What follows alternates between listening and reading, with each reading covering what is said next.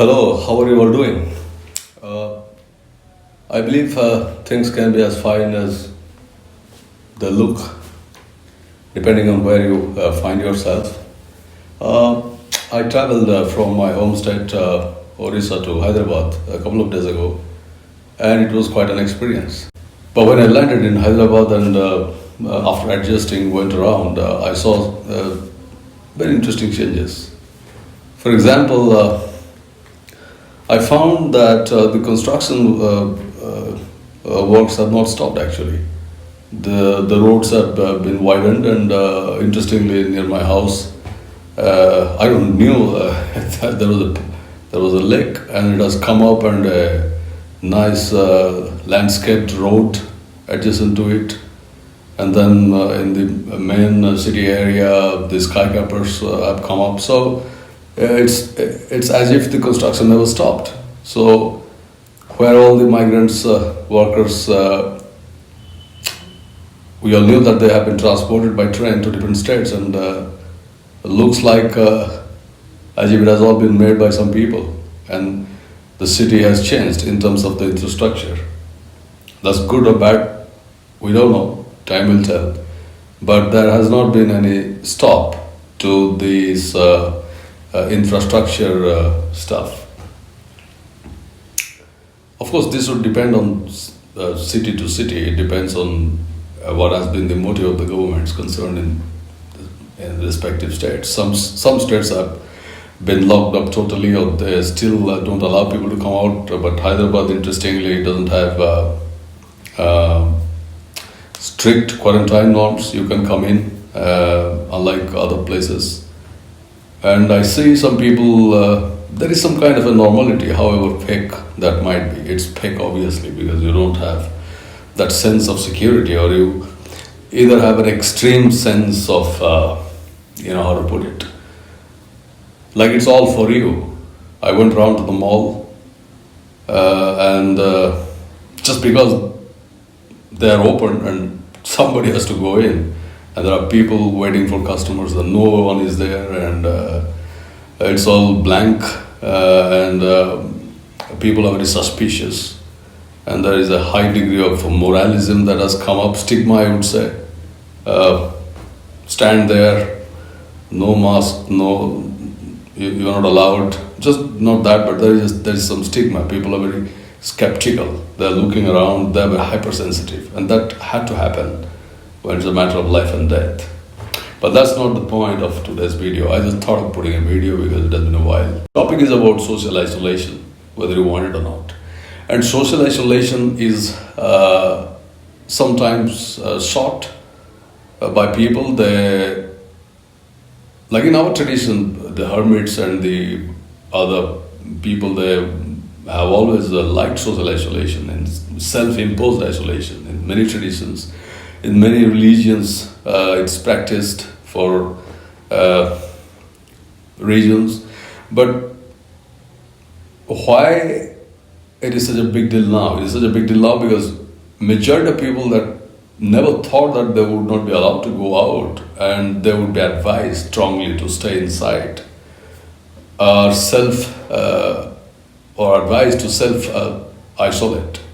So basically, it's the same thing, but probably in a more temporary way, because these people, they are thinking like you and I, that we will go out and we will have the normal life back.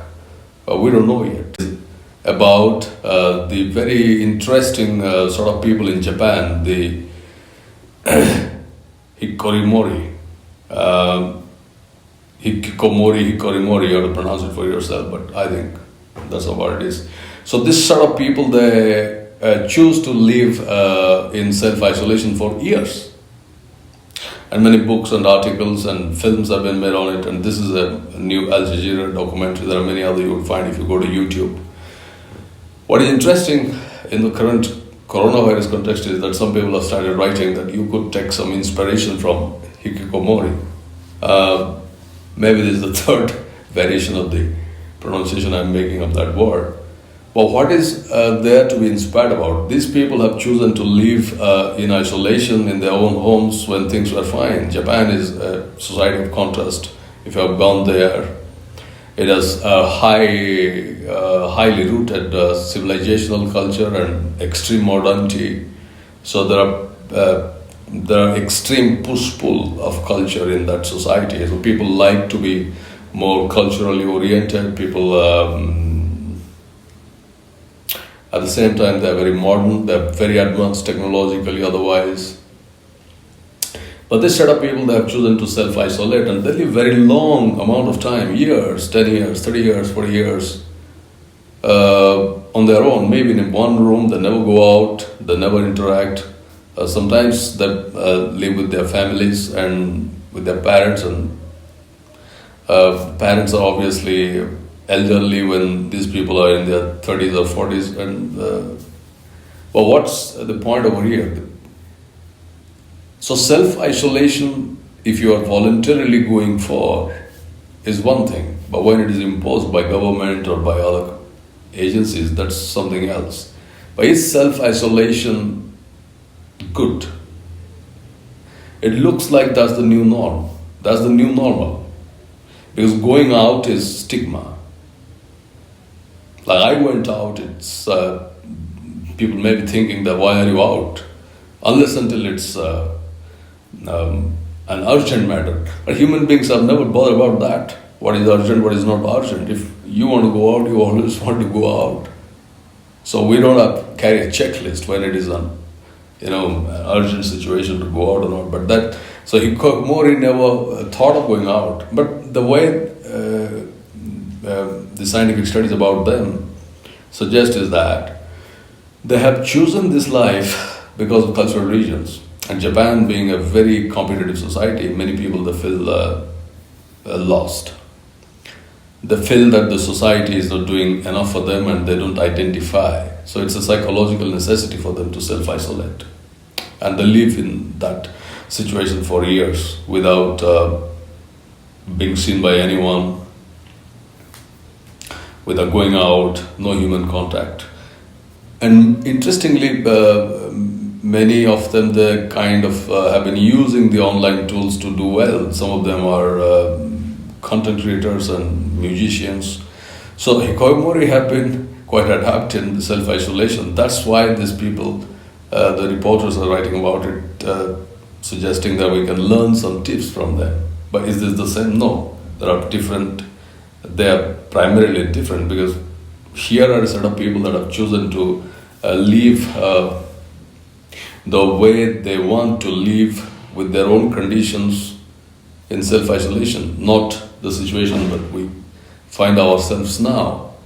That's very different. I'm quite sure the norms are relaxed and movement is allowed, everybody would be back to normal. Nobody would be preferring a life of self-isolation. So that is the difference. It is imposed, it is not voluntary. That's okay. I'm not trying to say that we go in the Hikikomori style, but what is the point to consider? I have been lately thinking, if this continues for long, it's already 3-4 months, and looks like it continues for long, and for different sets of people, for children, for adults, and for older people, many people probably would not like to come out. They would not like to be back to the old normal because they would have adjusted to life in their own homes. And human mind can adapt to any situation pretty fast. So for some time we're now thinking, okay, let it end and let travel begin and let everything open up.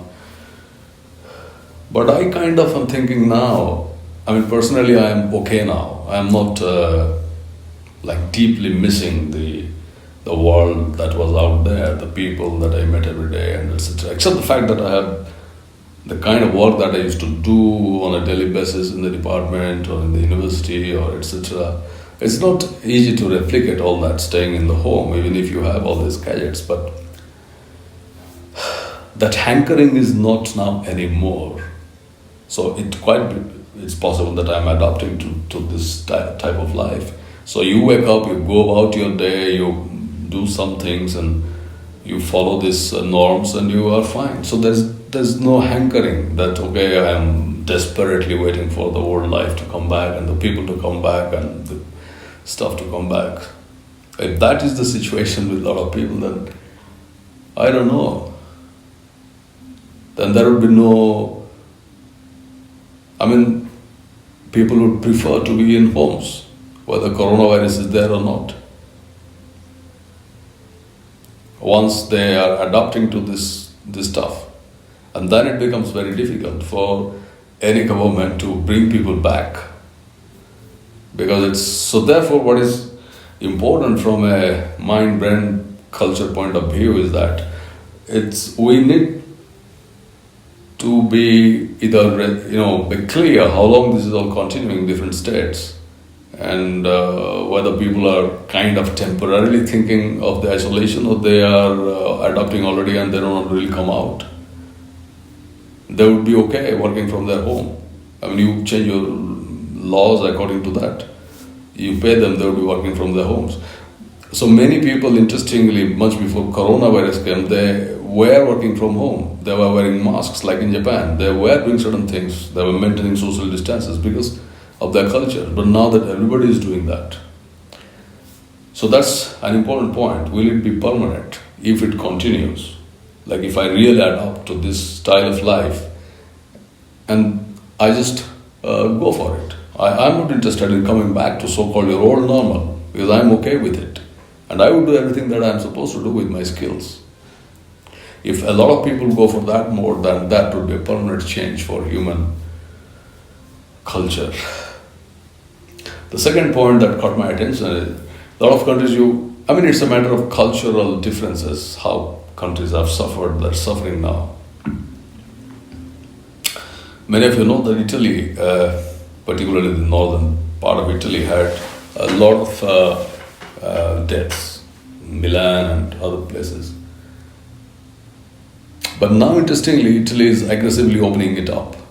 People are going to holidays, they are enjoying themselves, of course maintaining social distance. So there is a sense of elation, as if it's all over in Italy.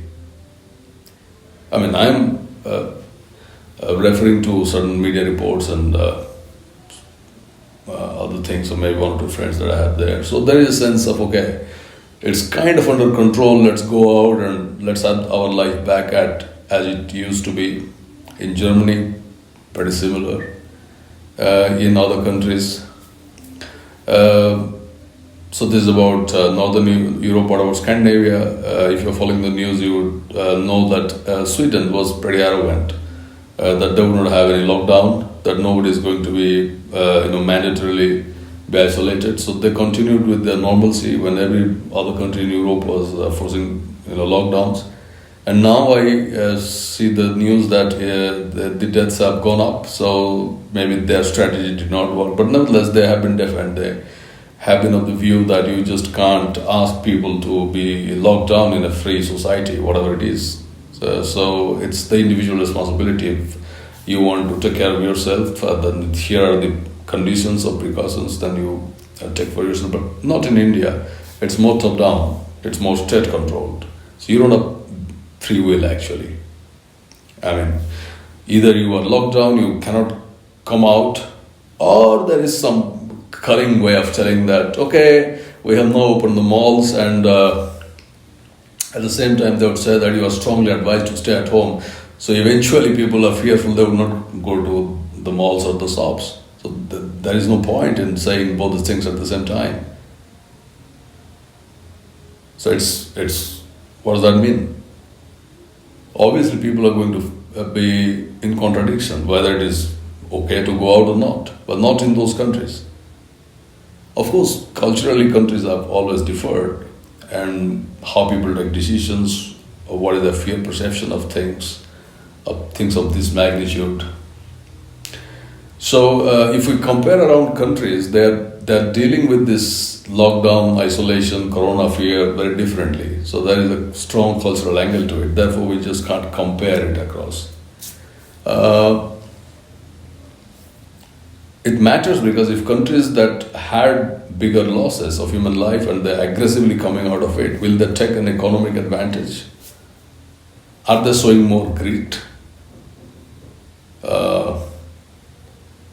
Are they being, optimistic realistically, or they are just worried that if they continue isolation and lockdown for long, then they're going to be totally, in shackles. So let it be all opened, and it's up to individual responsibilities. If you are, having the condition, if you are old or if you are this or that, then you don't come out.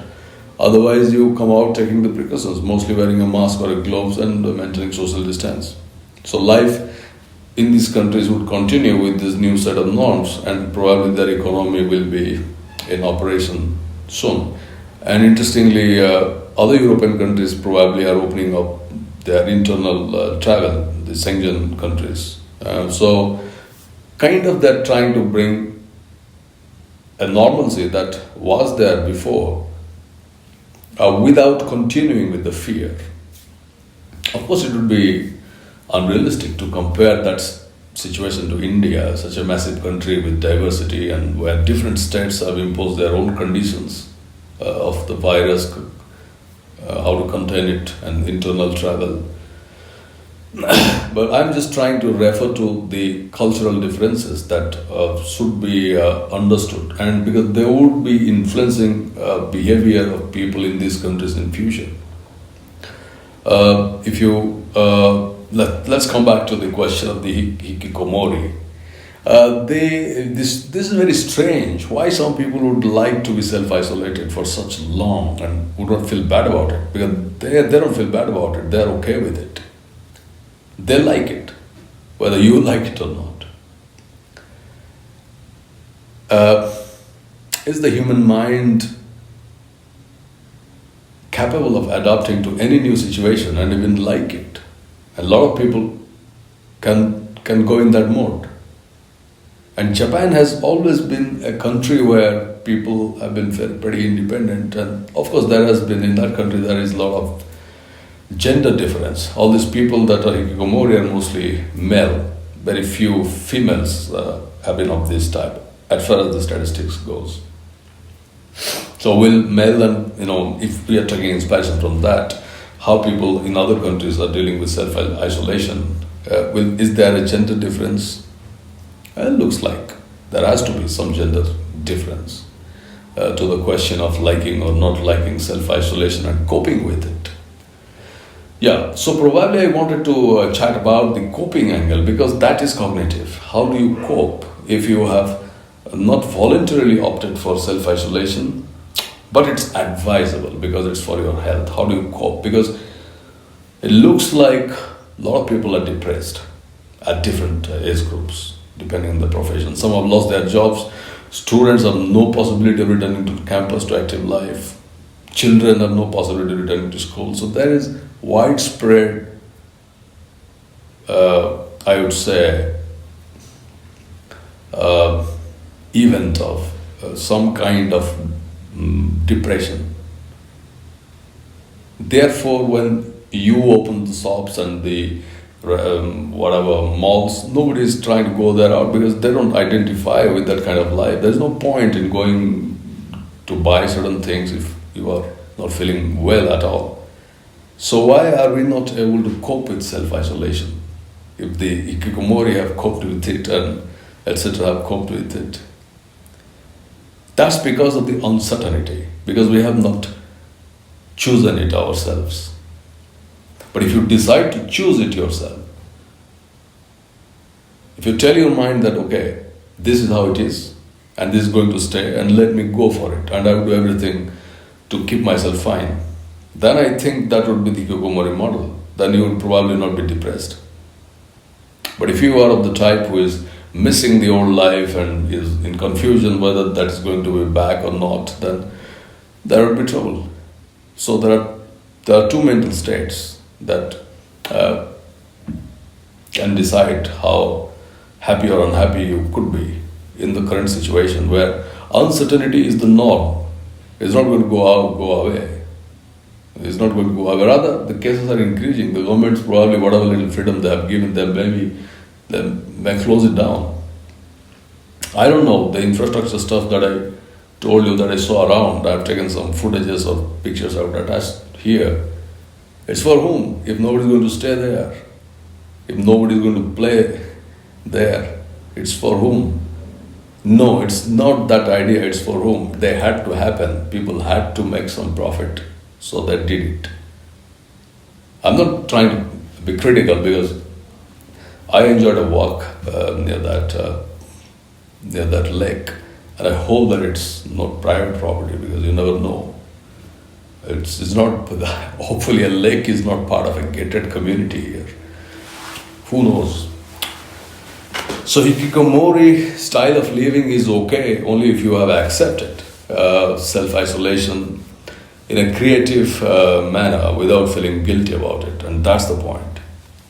I think slowly people are adjusting. People are adjusting. What they were 2 months ago, they are not now. So the whole idea of returning back to office and trying to catch a bus or hurrying in the morning, that entire set of stuff that defined a certain lifestyle is out of the window now. It's not going to come back. That's very permanent, it looks like.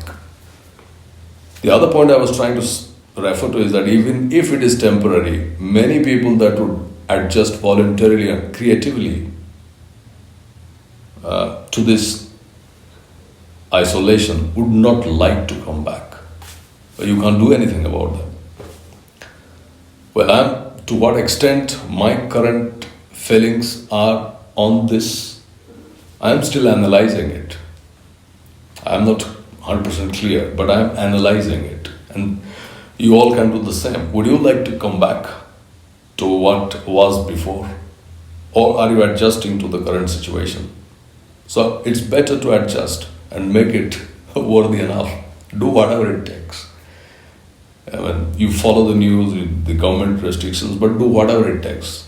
This is it. And look around. As I have indicated, different countries are coping with it differently. Some are aggressively coming back. Some are taking a watch approach. Some still have lots of deaths, like US and Britain. Others have some control, but they're not sure if there would be a second wave. Then I was here. Now there is another argument that maybe a lot of people that are not showing these symptoms, asymptomatic, they would be problematic tomorrow. It's as if the statistics is wrong. There are actually many cases, but because of this kind of people. Nevertheless, so to summarize, whether you take example of meditators who have gone on to Himalayas or hikikomori or other people seeking out silence and self-isolation and who have been creative. These people are not West, they're creative. They have been doing things, except the fact that they don't want to be in the world. And now we're in the same situation. I am being told that you do everything staying in home. You teach, you read, or you depending on the profession. So programmers can do programming for home. But what about other people who just can't do certain things in home, like sports people, like people in film industry, singers or to perform. So it's just can't for everyone have this self-isolation therapy. But we can just look around and take some tips. So hikikomori comes, and many people recently have been writing about it, how Japan can cope, because as if Japanese always had that tradition. But that would be nonsense to say that as if lots of Japanese people already had the tradition of seeking out self-isolation. No, I don't think so.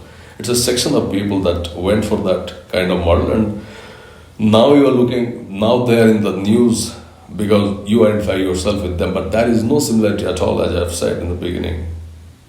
That's a preferred, willful, voluntary way of life, long term. They stay like that. Well, not us. We are still hankering. I went out and I was like, okay, what to do with this big city with empty roads? There's no point. So people matter. But if it continues like this for months, then that would not matter at all. There would be some people who would be okay with it. A lot of people would not be okay with it, and a lot of people just would not go out anywhere. So it's a matter of adapting to the situation voluntarily rather than involuntarily waiting for some change to happen. So basically,